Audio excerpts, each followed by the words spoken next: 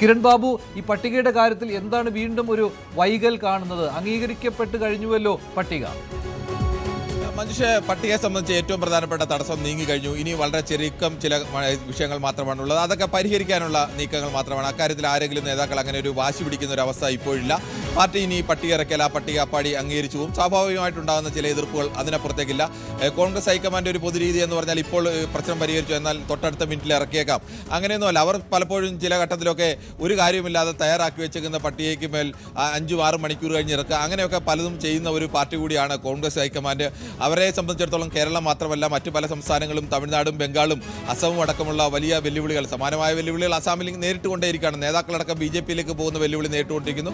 അങ്ങനെ അവർക്ക് അത്തരം വിഷയങ്ങളൊക്കെ ഉണ്ട്. എന്തായാലും ഇനി പട്ടികയുടെ മേൽ കാര്യമായ സമ്മർദ്ദങ്ങളില്ല. പ്രധാനപ്പെട്ട വിഷയങ്ങളിലൊക്കെ അവർ തീരുമാനം എടുത്തിരിക്കുന്നു.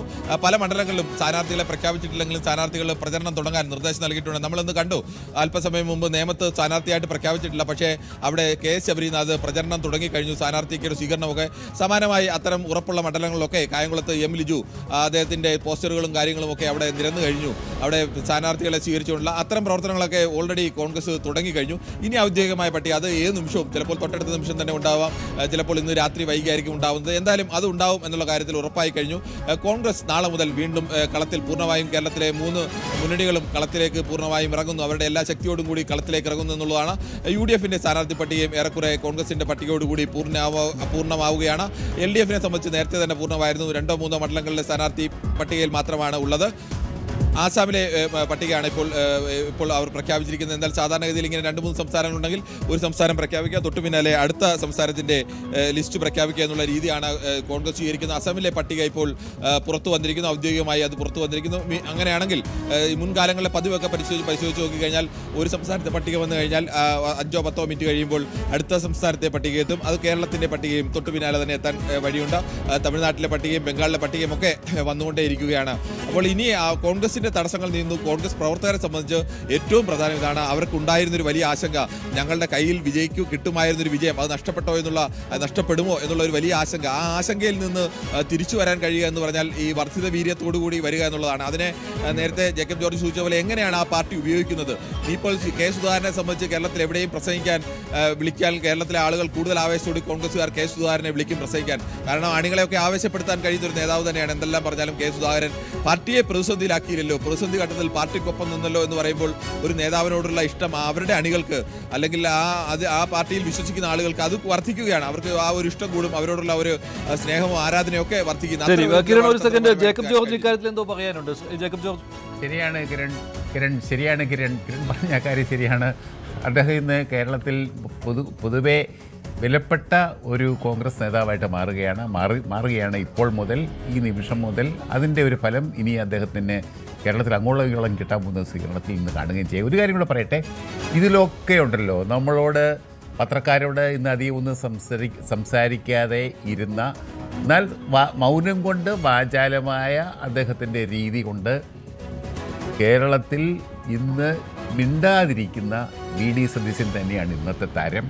കാരണം MP-മാർ മത്സരിക്കേണ്ട എന്നുള്ളത് കേന്ദ്രത്തിൻ്റെ ഹൈക്കമാൻഡിൻ്റെ തീരുമാനമായിരുന്നുവെങ്കിലും കേരളത്തിൽ ഒരു MP പോലും മത്സരിക്കേണ്ട എന്നുള്ള ഒരു തീരുമാനത്തിൻ്റെ പിന്നിൽ സാക്ഷാൽ പ്രതിപക്ഷ നേതാവ് VD സതീശനാണ്. ഞാനൊക്കെ പലപ്പോഴും പറഞ്ഞു, ഒരു ഘട്ടത്തിലും അതിനെ അനുകൂലിച്ചിരുന്നില്ല. ഒരു ഘട്ടത്തിലും VD സതീശൻ അതിനുവേണ്ടി വിട്ടുവീഴ്ച ചെയ്യാൻ VD സതീശൻ തയ്യാറായില്ല. ഞാൻ പല ഘട്ടത്തിലും പറയാറുണ്ട്, VD സതീശൻ്റെ നിലപാടിൻ്റെ കടുപ്പം, നിലപാടിൻ്റെ ആ ഒരു ദാർഢ്യം അദ്ദേഹത്തിൻ്റെ സംസാരത്തിലും രീതിയിലും ഒക്കെ അത് പ്രകടമാണ്. ഈ കാര്യത്തിൽ അദ്ദേഹം അവസാനം വരെ നിന്നിട്ട് ഡൽഹിയിൽ നിന്ന് സ്വന്തം നാട്ടിലേക്ക്, സ്വന്തം മണ്ഡലത്തിലേക്ക് ഇറങ്ങിപ്പോരുകയും ചെയ്തു. അങ്ങനെയാണെങ്കിൽ ഇക്കാര്യത്തിൽ ഇപ്പോൾ ഇടയ്ക്ക് വെച്ച് VD സതീശന്റെ ബോഡി ലാംഗ്വേജ് പോലും ചർച്ചയായതാണ്. അദ്ദേഹം നിരാശനാണ് തുടങ്ങിയ കാര്യം. കാരണം ആ സമയത്ത് MP-മാർക്ക് മത്സരിക്കുവാൻ അവസരം നൽകുന്നു എന്ന രീതിയിലായിരുന്നു കാര്യങ്ങൾ പോയിരുന്നത്. പക്ഷെ അതിൽ നിന്ന് തിരിച്ചു വരുവാൻ അദ്ദേഹത്തിന് കഴിഞ്ഞു. തിരിച്ച് ഹൈക്കമാൻഡിനെ തിരിച്ചു കൊണ്ടുവരാൻ VD സതീശന് കഴിഞ്ഞു. ഒരുപക്ഷെ അവർ തമ്മിൽ എന്തെങ്കിലുമൊക്കെ കമ്മ്യൂണിക്കേഷൻ നടന്നിട്ടുണ്ടാവണം, ഇതിനിടയ്ക്ക് നമുക്കൊന്നും പറയാൻ പറ്റത്തില്ല. പക്ഷേ ആത്യന്തികമായിട്ട് VD സതീശൻ്റെ വാക്കുകളാണ് ഇവിടെ വിജയിച്ചിരിക്കുന്നത്. അദ്ദേഹത്തിൻ്റെ ആഗ്രഹമാണ്. ശരിക്കും പറഞ്ഞാൽ പ്രതിപക്ഷ നേതാവിൻ്റെ ഒരു സ്ഥാനമുണ്ടല്ലോ ഒരു തെരഞ്ഞെടുപ്പിൽ, കേരളത്തിൽ പ്രത്യേകിച്ച് നിയമസഭാ തെരഞ്ഞെടുപ്പിൽ ഇപ്പം തന്നെ ഇടതുപക്ഷത്ത് കാര്യങ്ങൾ തീരുമാനിക്കുന്നത്, ആത്യന്തികമായിട്ട് തീരുമാനിക്കുന്നത് മുഖ്യമന്ത്രി പിണറായി വിജയൻ തന്നെയാണ്. അതേപോലെ കോൺഗ്രസിൻ്റെ കാര്യത്തിൽ UDFിൻ്റെ ഐക്യജനാധിപത്യ മുന്നണിയുടെ കാര്യത്തിൽ കാര്യങ്ങൾ തീരുമാനിക്കുന്നത് VD സതീശനാണ് എന്ന് അദ്ദേഹം തന്നെ പറയാതെ പറഞ്ഞു വെച്ചിരിക്കുകയാണ്. ശരി, ഇതാണ് സംഭവിച്ചിരിക്കുന്നത്. VD സതീശന്റെ നിലപാട് ഇതായിരുന്നു, MPമാർ മത്സരിക്കേണ്ട എന്ന്. അത് അവസാന നിമിഷം K സുധാകരൻ വാശി പിടിച്ചപ്പോഴും സതീശന്റെ നിലപാട് അങ്ങനെ തന്നെയായിരുന്നു, MPമാർ നിയമസഭയിലേക്ക് മത്സരിക്കേണ്ട എന്ന്. അതിന് ഹൈക്കമാൻഡിന്റെ അംഗീകാരം കിട്ടിയിരിക്കുന്നു എന്ന് മാത്രമല്ല, K സുധാകരന് അതിനു മുന്നിൽ വഴങ്ങേണ്ടിയും വന്നിരിക്കുകയാണ്. കിരൺ അസമിലെ സ്ഥാനാർത്ഥി പട്ടിക വന്നിട്ടുണ്ട്. അപ്പോൾ എന്തായാലും വൈകില്ല എന്ന കാര്യം ഉറപ്പാണല്ലോ. ഇന്ന് പട്ടിക വന്നില്ലെങ്കിൽ വീണ്ടും വിമർശനത്തിന് വിധേയരാകേണ്ടി വരും. പക്ഷേ അതിനുള്ള സാധ്യതയില്ല, ഇന്ന് തന്നെ വരാനുള്ള സാധ്യത കൂടുതൽ. മനുഷ്യ ഇന്നിനിപ്പോൾ പട്ടിക വന്നില്ല എന്ന ഒരു അസാധാരണ സാഹചര്യം നമ്മൾ കാണുക. അത് നാളെ രാവിലെയാണ് പട്ടിക വരുന്നത്. പക്ഷേ കോൺഗ്രസിനെ സംബന്ധിച്ച്, കോൺഗ്രസ് അണികളെ സംബന്ധിച്ച് അവർക്ക് ആശ്വാസം ലഭ്യമായി കഴിഞ്ഞു. അവരെ സംബന്ധിച്ച് വേറെ ഏതെങ്കിലും ഒരു മണ്ഡലത്തിൽ ഒരു സ്ഥാനാർത്ഥി മാറി മറ്റൊരാൾ വന്നത് എന്നുകൊണ്ട് കേരളത്തിലാകെയോ അല്ലെങ്കിൽ ആ മണ്ഡലത്തിലോ വലിയ മാറ്റങ്ങളൊന്നും ഉണ്ടാകാൻ പോകുന്നില്ല. സ്വാഭാവികമായിട്ടുണ്ടാകുന്ന കോൺഗ്രസ് എല്ലാ കാലത്തും ഉണ്ടാകുന്ന ചില അനുരണങ്ങൾ അല്ലെങ്കിൽ ചില എതിർപ്പുകൾ, ചില ചെറിയ ചെറിയ കലാപങ്ങൾ അതൊക്കെ ഉണ്ടാവാം. അതിന് ഏത് സമയത്ത് എങ്ങനെ പട്ടിക വന്നാലും ഉണ്ടാവേണ്ടതാണ്. അതിനപ്പുറത്തേക്കൊന്നും ഉണ്ടാവില്ല. പക്ഷേ K സുധാകരനെ പോലെ ഒരു നേതാവ് ഈ ഘട്ടത്തിൽ പാർട്ടിക്കെതിരെ നിന്ന് കഴിഞ്ഞാൽ അത് കണ്ണൂരിലെ പല മണ്ഡലങ്ങളിലെ വിജയത്തെ ബാധിക്കും. എന്ന് മാത്രമല്ല, കോൺഗ്രസിന്റെ ഏറ്റവും വലിയ പ്രശ്നം എന്ന് പറയുന്നത് കണ്ണൂരിലെ മണ്ഡലങ്ങളിലെ വിജയത്തെ പോലും ചിലപ്പോൾ സുധാകരനെ മറികടന്ന് അവർക്ക് മുന്നേറാൻ കഴിഞ്ഞേക്കാം. പക്ഷേ ഇതുണ്ടാക്കുന്ന ഒരു പ്രശ്നം അടുത്ത വരുന്ന ഒരു 5 ദിവസമെങ്കിലും സുധാകരൻ മറിച്ച് മത്സരിക്കുകയാണെന്ന് കരുതുക. അങ്ങനെയാണെങ്കിൽ വരുന്ന മിനിമം 5 ദിവസം കേരളത്തിൽ ഏറ്റവും പ്രധാനപ്പെട്ട ചർച്ചയായി സുധാകരന്റെ സ്ഥാനാർത്ഥിത്വം, സുധാകരന്റെ സ്ഥാനാർത്ഥികളെ നിർത്തുന്നത്, സുധാകരൻ കോൺഗ്രസിനെതിരെ പറയുന്ന വാക്കുകൾ, ഇതെല്ലാം വലിയ ചർച്ചയാണ്. കോൺഗ്രസിനെയും UDFിനെയും സംബന്ധിച്ച് LDFിനെ കടന്നാക്രമിക്കേണ്ട ഒരു സമയത്ത്, LDFിനെ പ്രതിരോധത്തിലാക്കേണ്ട ഒരു സമയത്ത്, പ്രതിപക്ഷം എപ്പോഴും ഭരണപക്ഷത്തെ പ്രതിരോധത്തിലാക്കിയാണ് അവർക്ക് മുന്നേറേണ്ടത്. ആ ഒരു ഘട്ടത്തിൽ അവരുടെ സുപ്രധാനമായ 5 ദിവസങ്ങൾ നഷ്ടപ്പെട്ടു പോയതിന് അത് വലിയ നഷ്ടമായതിനെ. കാരണം കോൺഗ്രസിന് അത് ഒഴിവായി എന്നുള്ളത് അവരെ സംബന്ധിച്ച് അത് വലിയ ആശ്വാസമാണ്. എന്ന് മാത്രമല്ല, കേരളത്തിൽ ഒരു സ്റ്റാർ ക്യാമ്പയിനറെ കൂടി കിട്ടുകയാണ്. K സുധാകരന് ഇപ്പോൾ ഉയർന്ന ഒരു താരപരിവേഷം കൊണ്ട് കേരളത്തിൽ എല്ലാ സ്ഥലത്തും, ഇപ്പോൾ മത്സരത്തിനൊന്നുമില്ല, മത്സരത്തിനുണ്ടായിരുന്നെങ്കിൽ അദ്ദേഹത്തിന് അവിടെ ഒരു സ്ഥലത്ത് മത്സരിക്കാൻ മാത്രമേ കഴിയൂ. ഇതല്ല, കേരളത്തിലെ പല സ്ഥലങ്ങളിലും K സുധാകരനെ കൊണ്ടുപോകാനും K സുധാകരനെ കൊണ്ട് പ്രസംഗിപ്പിക്കാനും അണികളെ ആവേശഭരിതരാക്കാനും, ഒരു തരത്തിൽ പറഞ്ഞാൽ കോൺഗ്രസ് നേതാക്കൾക്കിടയിൽ കോൺഗ്രസിനെ അണികളെ ആവേശഭരിതനാക്കാൻ, നിഷ്പക്ഷ വോട്ടുകൾ കോൺഗ്രസിലേക്ക് കൊണ്ടുവരുന്നതിനപ്പുറത്തേക്ക് 2 തരത്തിലാണ് നേതാക്കന്മാർ. ചിലർ നിഷ്പക്ഷ വോട്ടുകളെ കൂടി സ്വന്തം പാർട്ടിയിലേക്ക് കൊണ്ടുവരാൻ, സ്വന്തം മുന്നണിയിലേക്ക് കൊണ്ടുവരാൻ കഴിയുള്ള ആളുകൾ. മറ്റൊന്ന് അണികളെ ആവേശഭരിതരാക്കുക. ഇത് രണ്ടും കോൺഗ്രസിനെ സംബന്ധിച്ച് ഏറ്റവും അനിവാര്യമാണ്. കാരണം CPMനെ പോലെയോ BJPയെ പോലെയോ ഒരു സംഘടനയല്ല. അണികൾ സ്വയം നിർദ്ദേശം കൊടുത്താൽ അതനുസരിച്ച് പ്രവർത്തിച്ചുകൊള്ളുമെന്ന് പറയാൻ കഴിയില്ല. അണികൾക്ക് ആവേശഭരിതരാക്കി വിജയിക്കുമെന്നുള്ള ഒരു പ്രതീക്ഷയെ കൊടുത്തു നിർത്തണം.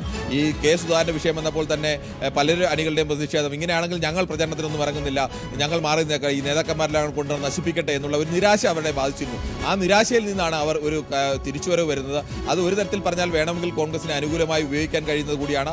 മറ്റൊന്ന്, നേരത്തെ ജേക്കബ് ജോർജ് ചൂണ്ടിക്കാണിച്ചാണ് VD സതീശൻ എന്ന നേതാവ് ഇതുവരെയും കോൺഗ്രസിന്റെ നേതാക്കളൊക്കെ സ്വീകരിക്കുന്ന ഒരു വഴിയുണ്ട്. രമേശ് ചെന്നിത്തല വരെയുള്ള നേതാക്കൾ സ്വീകരിച്ച ഒരു വഴി, അതിനുശേഷം VD സതീശൻ തൊട്ടുള്ള നേതാക്കൾ സ്വീകരിക്കുന്ന മറ്റൊരു വഴി. ആ ഒരു വ്യത്യാസം, തലമുറയിലെ മാറ്റത്തിന്റെ ആ ഒരു വ്യത്യാസം VD സതീശൻ കൃത്യമായി കാണിച്ചിരിക്കുന്നു.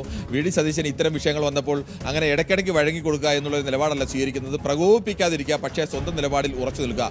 അതിനൊരു അംഗീകാരമുണ്ട്. എപ്പോഴും പ്രകോപിപ്പിക്കാതെ നിന്ന് സ്വന്തം നിലപാടിൽ ഉറച്ചു നിന്നുകൊണ്ട് മുന്നോട്ട് പോകുക. എങ്ങനെയാണോ ഇപ്പോൾ VSനെ പോലെ ഒരു നേതാവൊക്കെ എങ്ങനെയാണോ സ്വന്തം നിലപാടുകൾ അംഗീകരിപ്പിച്ചിരുന്നത്, പാർട്ടിയിൽ നിന്ന് വിട്ടുപോകില്ല, വല്ലാത്ത രീതിയിൽ വളയ്ക്കുന്നതിനപ്പുറത്തേക്ക് ഒടിക്കുന്ന ഒരു നിലപാടിലേക്ക് ഒരു കാരണവശാലും പോകില്ല. അങ്ങനെ വരുമ്പോൾ ഈ അണികൾക്കുണ്ടാകുന്ന ഒരു ഇതുണ്ട്. ഇപ്പോൾ സുധാകരന്റെ വേദനയെ സ്വന്തം വേദനയായി ഏറ്റെടുക്കാനൊക്കെ അണികൾ തയ്യാറാവും. സുധാകരന് കൂടി വേണമെങ്കിൽ കൊടുക്കാമായിരുന്നു എന്നുള്ളൊരു ആലോചനയൊക്കെ ഉണ്ടാവും. പക്ഷേ എന്നിട്ടും സുധാകരൻ ഈ പാർട്ടിയെ പ്രതിസന്ധിയിലാക്കിയില്ല.